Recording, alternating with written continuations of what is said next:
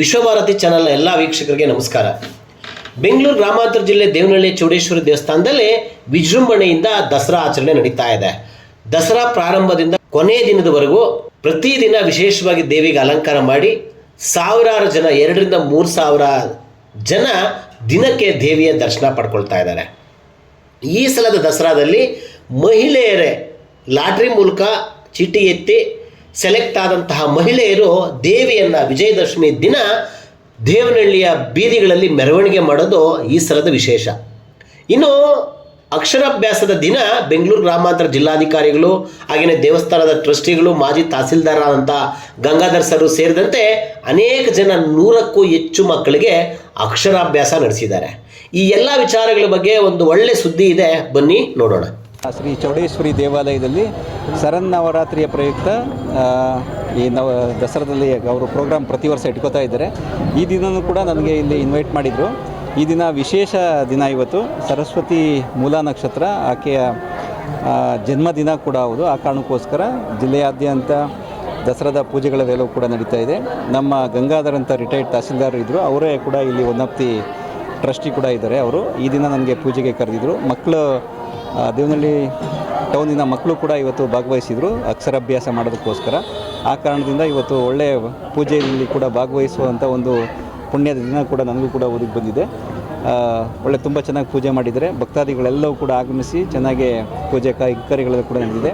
ಆ ಭಗವಂತ ಇವ್ರಿಗೆಲ್ಲರೂ ಕೂಡ ಒಳ್ಳೇದು ಮಾಡಲಿ, ಬೆಂಗಳೂರು ಗ್ರಾಮಾಂತರ ಜಿಲ್ಲೆಯಲ್ಲಿ ಇದೇ ರೀತಿ ಸುಭಿಕ್ಷವಾಗಿರಲಿ ಅಂತೇಳಿ ದೇವರಲ್ಲಿ ನಾನು ಪ್ರಾರ್ಥನೆ ಮಾಡಿ. ಈ ರೀತಿ ಒಳ್ಳೆಯ ಅನುಭವ ಕೂಡ ಅದು.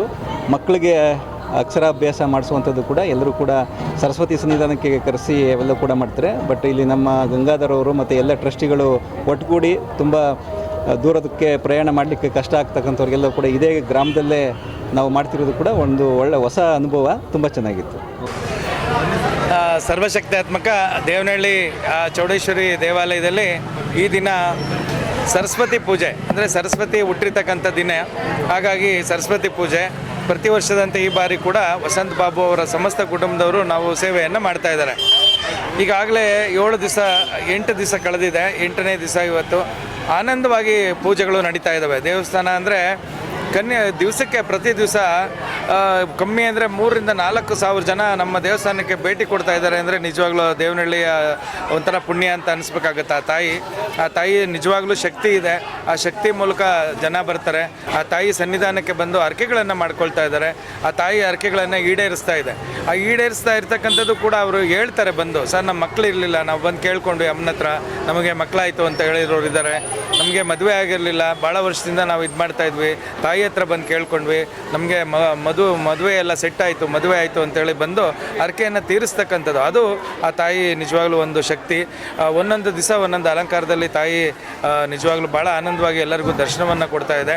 ಪ್ರತಿ ದಿವಸ ಸಂಜೆ 6:30 to 8 ಗಂಟೆವರೆಗೂ ಕೂಡ ಸಾಂಸ್ಕೃತಿಕ ಕಾರ್ಯಕ್ರಮಗಳಿರ್ತವೆ. ಒಂದಲ್ಲ ಒಂದು ಸಾಂಸ್ಕೃತಿಕ ಕಾರ್ಯಕ್ರಮ ಆನಂದವಾಗಿರ್ತಕ್ಕಂಥದ್ದು.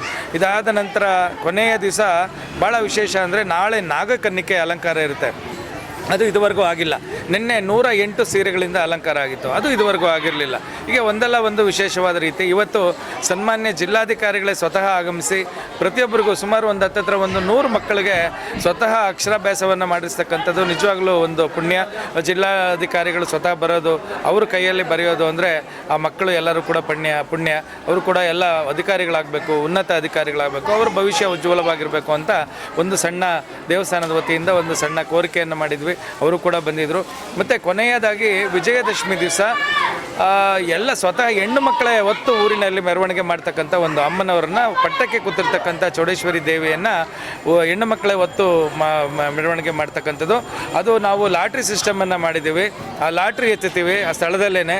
ಯಾರು 10 ಜನ ಬರುತ್ತೆ ಆ 10 ಜನನ ಫಸ್ಟು ಅಮ್ಮನವ್ರ ಹತ್ರ ಕರ್ಕೊಂಡೋಗಿ ಒಂದು ಅವ್ರಿಗೆ ವಿಶೇಷವಾಗಿ ಪೂಜೆ ಮಾಡಿಸಿ ಅವರೇ ಅಮ್ಮನನ್ನು ಹೊತ್ತು ಊರಿನಲ್ಲಿ ಮೆರವಣಿಗೆ ಮಾಡೋದಕ್ಕೆ ಚಾಲನೆ ಕೊಡ್ತಕ್ಕಂಥದ್ದು. ಅದು ಈ ಬಾರಿ ಒಂದು ದೇವಿ ಸಂಕಲ್ಪ. ಆ ಥರ ಒಂದು ಮಾಡ್ತಾಯಿದ್ದೀವಿ. ಇನ್ನು 3-4 ದಿನಗಳು ಎಲ್ಲರೂ ಬರಲಿ, ಸಾವಿರಾರು ಇನ್ನು ಬೇರೆ ಬೇರೆ ಕಡೆಯಿಂದ ಬಂದು ಆ ದೇವಿಯ ಒಂದು ವಿಶೇಷ ಅಲಂಕಾರಗಳನ್ನು ಎಲ್ಲರೂ ಕಣ್ತುಂಬ ನೋಡಿ ದೇವಿಯ ಕೃಪೆಗೆ ಪಾತ್ರರಾಗಬೇಕು ಅಂತೇಳಿ ಸಮಿತಿಯ ಪರವಾಗಿ